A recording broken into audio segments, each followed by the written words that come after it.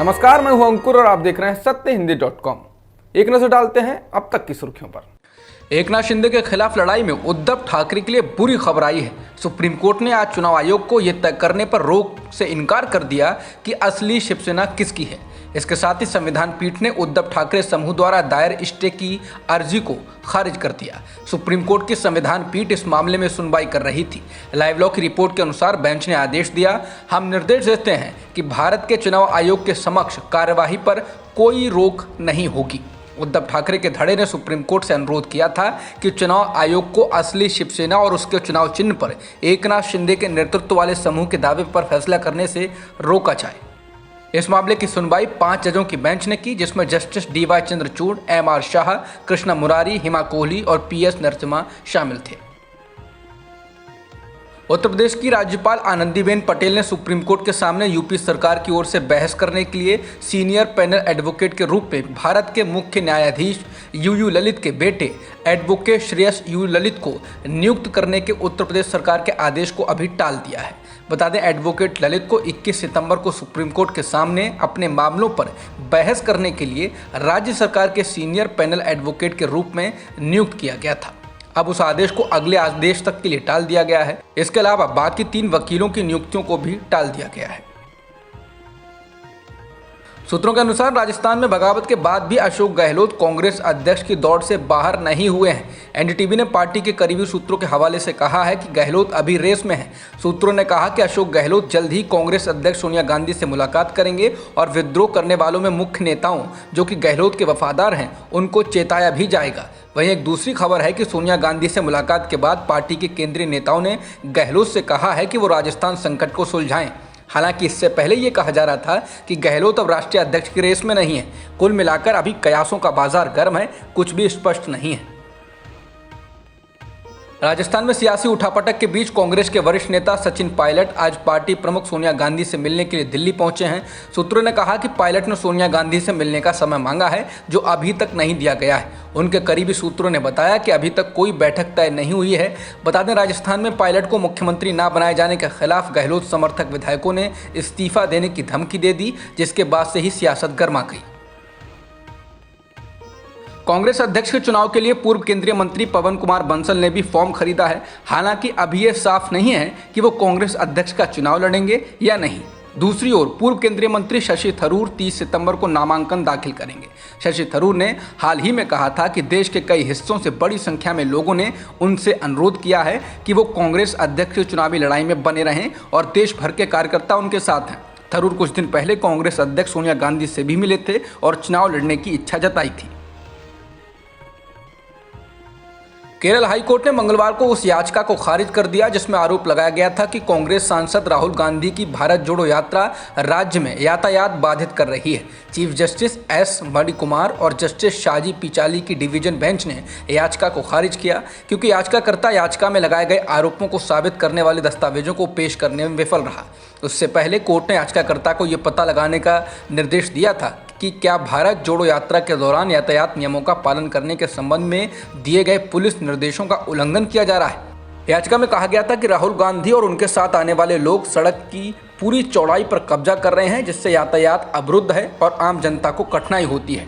वहीं आज जब इस मामले की सुनवाई की गई तो सरकारी वकील ने कोर्ट को बताया कि यात्रा शांतिपूर्ण ढंग से राज्य से होकर गुजर रही है और पुलिस ने आयोजकों को निर्देश दिया है कि यात्रा शांतिपूर्ण तरीके से कैसे की जाए।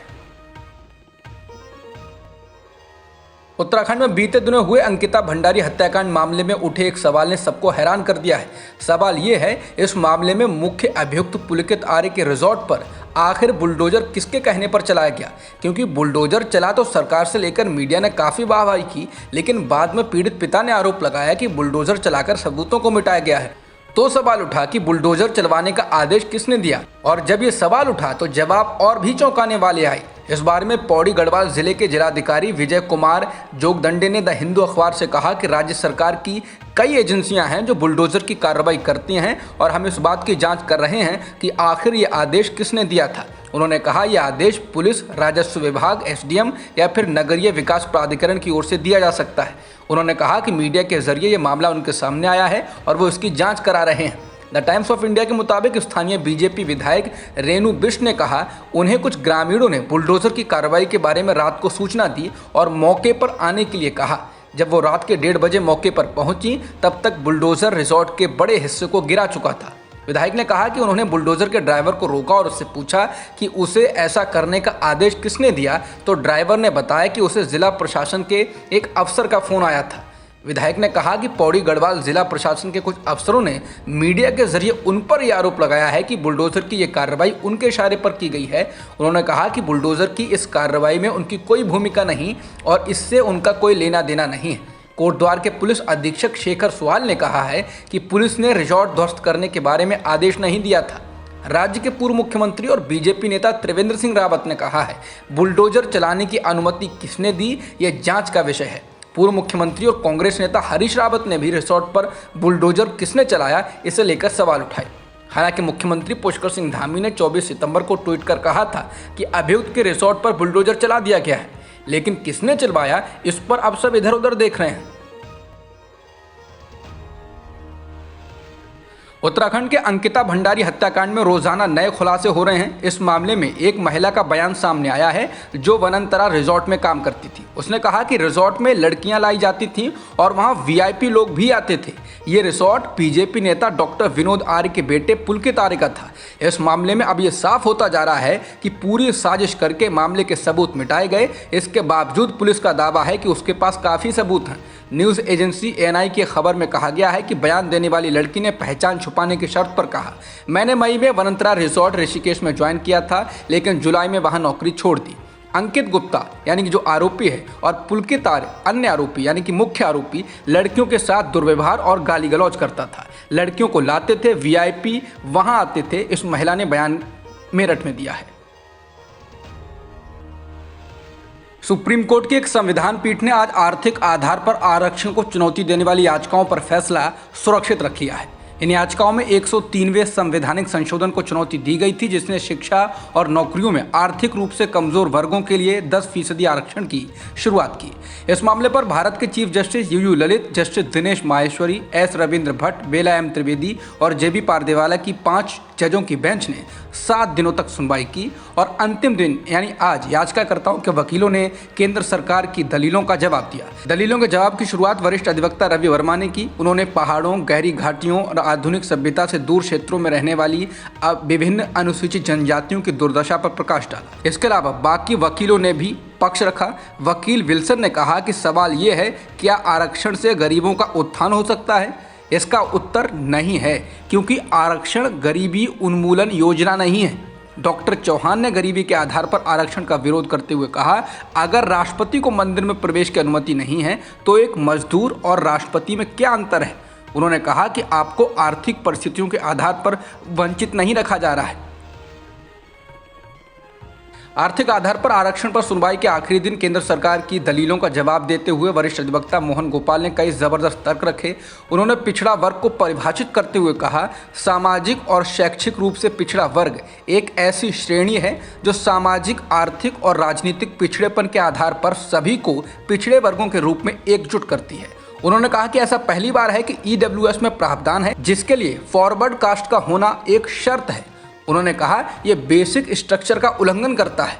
दूसरी समस्या है 103वें संवैधानिक संशोधन जिस तरीके से आरक्षण को देखता है। उन्होंने कहा कि आरक्षण एक बहुत ही खतरनाक साधन है, क्योंकि इसमें विस्थापन और भेदभाव शामिल है। चूंकि ये एक खतरनाक उपकरण है, इसलिए खुद डॉक्टर अंबेडकर ने कहा कि इसे 50% से अधिक पर लागू ना करें और इसलिए उन्होंने आरक्षण पर बांध लगाया, उस पर जंजीर डाल दी। जंजीर ये थी, इसका उपयोग केवल उन लोगों के लिए प्रतिनिधित्व के लिए किया जाना चाहिए जिनके साथ भेदभाव किया जा रहा है। लेकिन 103वां संविधान संशोधन क्या करता है? ये आरक्षण के उस बंधन को नष्ट कर देता है। ये कहता है किसी के उत्थान के लिए आप आरक्षण का असीमित उपयोग कर सकते हैं। अगर इसे मंजूरी मिल जाती है तो देश में विभिन्न समूहों को मदद देने के लिए हजारों कार्यक्रम होंगे। उन्होंने कहा कि आरक्षण असीमित होगा। उन्होंने कहा अभी ये कैटेगरियों में मौजूद है, इसे और खराब ना करें। वरिष्ठ अधिवक्ता ने कहा कि मेरा मन वापस रेलवे के डिब्बों में चला गया जो अमेरिका में काले और गोरों के लिए आरक्षित थे। डॉक्टर मोहन गोपाल ने कहा, यह कहना कि हमारा यूनियन अलग डिब्बे चाहता है, ये बुनियादी एकता और सद्भाव का उल्लंघन है। उन्होंने ईडब्ल्यूएस को अलग से आरक्षण को लेकर कहा कि एजी ने सुप्रीम कोर्ट के सामने रखा है कि हम अलग अलग और बराबर चाहते हैं। वास्तव में ये अलग और असमान है।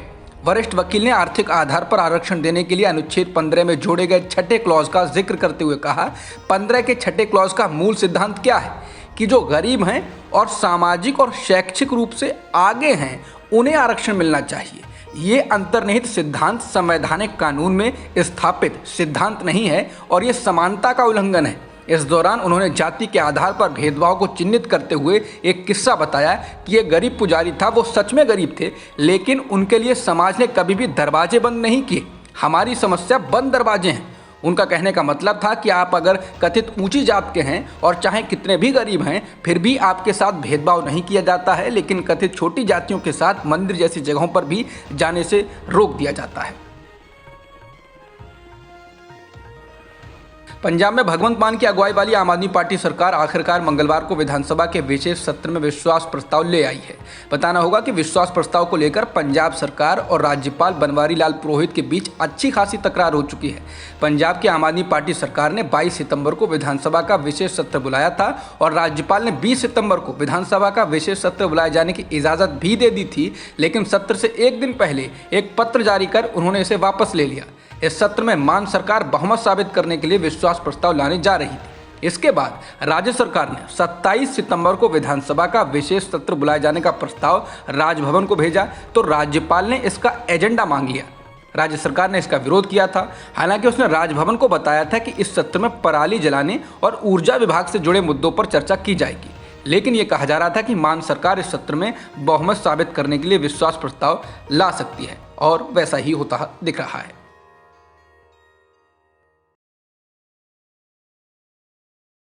दिल्ली हाईकोर्ट ने मंगलवार को कहा है कि आम आदमी पार्टी के 5 नेता दिल्ली के एलजी विनय कुमार सक्सेना के खिलाफ की गई मानहानि वाली पोस्ट को हटा लें। बता दें, आम आदमी पार्टी बीते कुछ दिनों में एलजी पर जोरदार ढंग से हमलावर रही है। पार्टी का कहना है कि एलजी पर तमाम गंभीर आरोप लगे हैं और उन्हें खुद ही इनकी जांच के लिए आगे आना चाहिए। दिल्ली में आम आदमी पार्टी के नेताओं ने उपराज्यपाल पर खादी और ग्रामोद्योग आयोग का चेयरमैन रहते हुए भ्रष्टाचार करने के आरोप लगाए हैं। इसे लेकर आम आदमी पार्टी के विधायकों ने कुछ दिन पहले दिल्ली की विधानसभा में रात भर धरना भी दिया था। आम आदमी पार्टी का कहना है कि जब देश नोटबंदी के दौरान लाइनों में लगा था तब उपराज्यपाल सक्सेना काले धन को सफ़ेद बनाने में लगे थे और उस दौरान वो खादी और ग्रामोद्योग आयोग के चेयरमैन के पद पर थे। आम आदमी पार्टी ने उपराज्यपाल पर अपनी बेटी को नियमों के खिलाफ जाकर मुंबई में खादी लाउंज के इंटीरियर डिजाइनिंग का ठेका दिलाने का मामला भी उठाया है। इसके बाद उपराज्यपाल ने आम आदमी पार्टी के 5 नेताओं को कानूनी नोटिस भेजा था। इन नेताओं में संजय सिंह, आतिश सिंह, दुर्गेश पाठक, सौरभ भारद्वाज और जैस्मिन शाह शामिल हैं। दिल्ली हाईकोर्ट ने अपने अंतरिम आदेश में कहा है ये सभी नेता कथित खादी घोटाले के मामले में एलजी विनय कुमार सक्सेना के खिलाफ की गई विवादित सोशल मीडिया पोस्ट को हटा लें। अदालत ने आम आदमी पार्टी के विधायकों को इस बात का निर्देश दिया है कि जब तक अदालत में यह मामला चल रहा है तब तक एलजी के खिलाफ किसी तरह की टिप्पणी न करें। जानी मानी अभिनेत्री आशा पारेख को साल 2020 का बेहद प्रतिष्ठित दादा साहब फाल्के पुरस्कार दिया जाएगा। न्यूज़ एजेंसी एएनआई के मुताबिक केंद्रीय सूचना और प्रसारण मंत्री अनुराग ठाकुर ने मंगलवार को इसका ऐलान किया। आशा पारेख को सिनेमा के क्षेत्र में दिए गए अपने योगदान के लिए साल 1992 में पद्मश्री का पुरस्कार दिया गया था। दादा साहेब फाल्के पुरस्कार सिनेमा के क्षेत्र में दिया जाने वाला सबसे बड़ा पुरस्कार है। बाढ़ से अस्त व्यस्त हुए पाकिस्तान को अब अमेरिका $10 मिलियन की अतिरिक्त सहायता देगा। अमेरिकी विदेश मंत्री एंटनी ब्लिंकन ने इसकी घोषणा की और कहा कि खाद्य सुरक्षा के लिए अमेरिका ऐसा करेगा। ब्लिंकन ने वॉशिंगटन में पाकिस्तानी विदेश मंत्री बिलावल भुट्टो से मुलाकात के बाद यह ऐलान किया है। उन्होंने कहा कि अमेरिका ने अब तक बाढ़ पीड़ितों को $55 मिलियन की सहायता दी है और अब खाद्य सुरक्षा के लिए अतिरिक्त $10 मिलियन की सहायता भी देगा। बता दें, इससे पहले अमेरिका पाकिस्तान को F-16 फाइटर जेट्स के रखरखाव के नाम पर $450 मिलियन की मदद देने का ऐलान कर चुका है, जिसकी भारत के विदेश मंत्री एस जयशंकर ने कड़ी आलोचना की है। उन्होंने कहा है इससे अमेरिका के हितों का कोई फायदा नहीं होगा। यही नहीं, अमेरिकी विदेश मंत्री एंटनी ब्लिंकन से मीटिंग से पहले जयशंकर ने कहा इस फैसले से कोई बेवकूफ़ नहीं बनेगा। भारतीय अमेरिकी समुदाय के लोगों को संबोधित करते हुए विदेश मंत्री ने कहा था कि अमेरिका का कहना है कि पाकिस्तान को ये मदद आतंकवाद से लड़ने के लिए दी गई है। हालांकि हर कोई जानता है कि पाकिस्तान F-16 फाइटर जेट्स का इस्तेमाल किसके खिलाफ करता है। आप ऐसी बातें करके किसी को मूर्ख नहीं बना सकते हैं। अब तक की खबरों में इतना ही। बाकी खबरों के लिए बने रहिए सत्यहिंदी.com के साथ।